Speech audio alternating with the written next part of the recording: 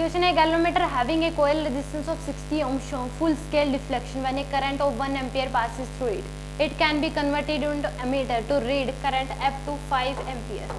यहाँ पे आरजी की जो वैल्यू दे रखी है वो दे रखी है आपको 50 ohm galvanometer resistance full scale. IG की जो वैल्यू दे रखी है वो दे रखी है आपको 1 एम्पीयर। आई मैक्स की जो वैल्यू दे रखी है वो आपको दे रखी है 5 एम्पीयर। हमें पता है कि जब हम शंटिंग करते हैं तो एमीटर के केस में जो है रेजिस्टेंस किस में जोड़ा जाता है, पैरेलल में, और वोल्टमीटर के केस में रेजिस्टेंस जो जोड़ा जाता है वो सीरीज में। तो यहाँ पे सीरीज वाले केस तो दोनों ही क्या हो जाते हैं, कट हो जाते हैं, पैरेलल वाला ही केस आएगा। एमीटर के केस में जो रेजिस्टेंस जोड़ा जाता है वो क्या जोड़ा जाता है, पैरेलल में जोड़ा जाता है।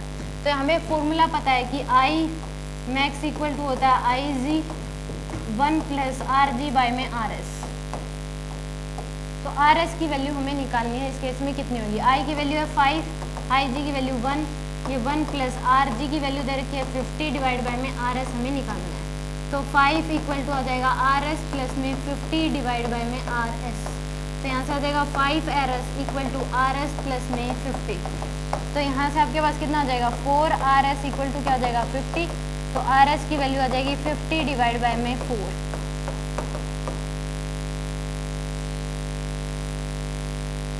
तो 15 ओम। तो यानी कि putting in parallel resistance of 15 ओम, तभी उस केस में मैक्सिमम करंट 5 एम्पीयर तक उसमें जा सकता है।